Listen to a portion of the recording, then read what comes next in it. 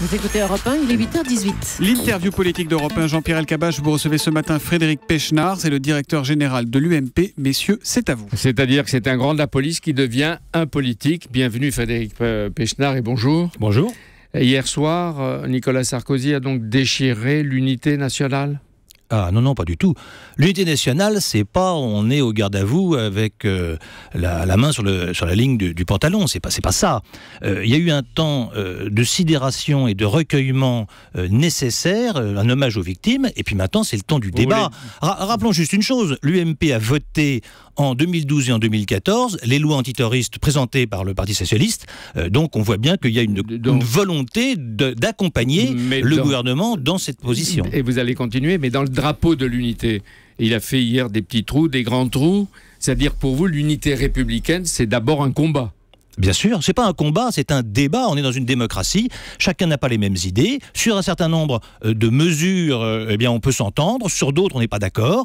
Pour certaines mesures ne sont pas présentes dans le catalogue de Manuel Valls et nous paraissent absolument nécessaires. Je pense que c'est au Parlement d'en débattre et d'en débattre, à mon avis, le plus vite possible. Mais dans votre conception, ça ressemble beaucoup à la division nationale plutôt qu'à l'unité nationale. Pas du tout. J'ai toujours dit qu'en matière de terrorisme, il fallait absolument on soit au-dessus des clivages droite-gauche. C'est une guerre qui nous a été déclarée. Ça ne veut pas dire qu'on soit d'accord sur tout, bien au contraire. C'est-à-dire que si le président Hollande proposait de travailler à Nicolas Sarkozy ensemble et à l'UMP sur des enjeux importants, il accepterait, après ce qu'il a dit hier? Eh bien, d'ores et déjà, au Parlement, les gens travaillent ensemble à préparer les textes. Je parle dans l'avenir, sur des choses essentielles.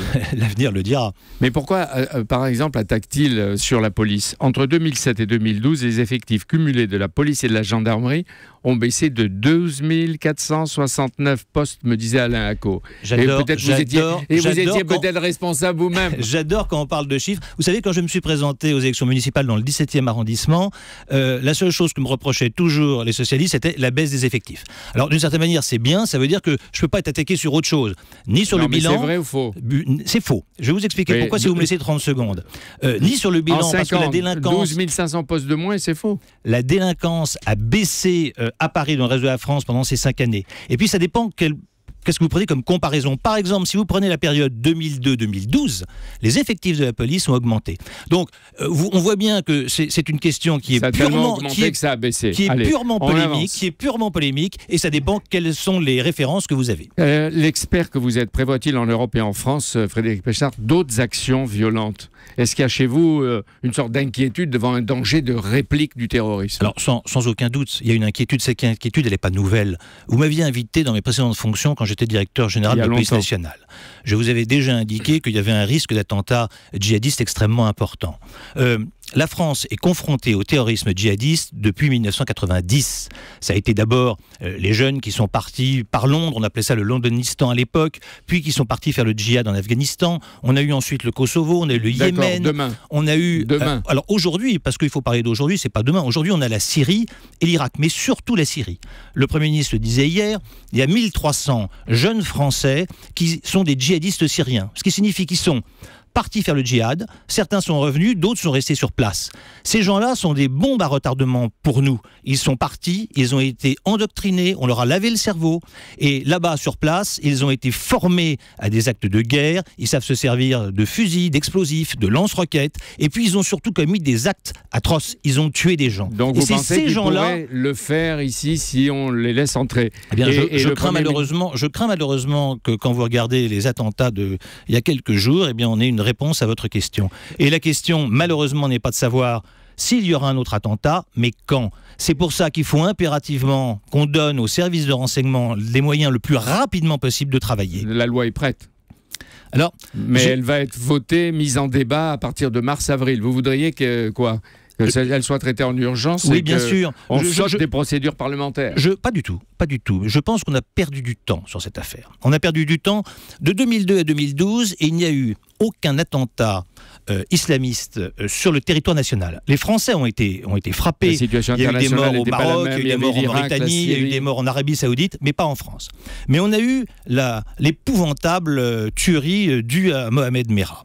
À partir de là, nous avons eu une commission d'enquête et il y a eu un certain nombre de discussions. Malheureusement, à cette époque-là, il n'y avait pas d'unité nationale. Je ne sais pas si vous vous souvenez que certains responsables politiques qui sont aujourd'hui au pouvoir ont eu des mots extrêmement durs sur la faillite des services de renseignement et les erreurs de la police. Vous avez noté qu'après la déclaration hier de Nicolas Sarkozy, d'abord l'Élysée et Matignon prétendent n'avoir pas regardé sur France 2 le chef de l'opposition, et que d'autre part, avec Thomas Soto, Stéphane Le Foll, porte-parole du gouvernement, a dédramatisé. Il regrette simplement des postures qui ressemblent, et il a utilisé le mot Nicolas Sarkozy, à la politique aérée. Mais moi, je vous explique ce qui est. Malheureusement, après l'affaire Merah, il n'y a pas eu d'unité nationale. C'est peut-être qu'on n'était pas prêt, on n'était pas mûr, mais on a quand même perdu 2 années pour avoir une loi cadre sur le renseignement. Aujourd'hui, eh bien, tant mieux. Moi, je me réjouis de cette unité nationale et je me réjouis que tout le monde autour de la table politique soit d'accord pour avoir cette loi sur le renseignement, qui est quelque chose d'absolument fondamental. Autour de vous, il y a peut-être de l'impatience, mais est-ce qu'on est aujourd'hui encore dans le climat de l'esprit du 11 janvier, dans le climat d'unité nationale où on peut agir? Parce que Manuel Valls disait hier, en le révélant, que 3000 suspects étaient surveillés. Et ce sont les suspects connus et repérés.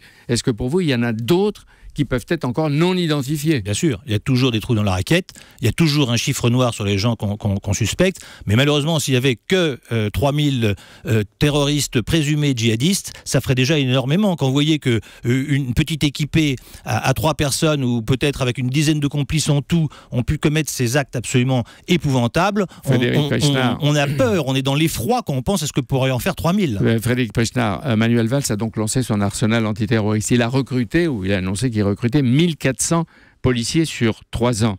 Pourquoi Nicolas Sarkozy propose-t-il de maintenir les policiers qui sont déjà formés, prêts à servir, avec le système des heures supplémentaires qui s'accumulent par ailleurs? Vous voulez dire que cette fois-ci, elles seraient payées? Oui, ce qu'il y a, c'est que... Quel est l'avantage d'avoir... Chacun doit comprendre qu'il y a une urgence. Il y a une urgence. Tous les services antiterroristes aujourd'hui travaillent sur des réseaux terroristes. Les services antiterroristes français, et notamment les services de renseignement français, à qui je rends un hommage extrêmement appuyé aujourd'hui, démantèlent, j'allais dire chaque jour, c'est un peu exagéré, mais tous les mois démantèlent une cellule antiterroriste. Bien. Donc aujourd'hui, on sait que les services de la police française travaillent sur des gens qui sont prêts à commettre des attentats. Bien, il faut donc renforcer, mais très rapidement, les moyens de la police.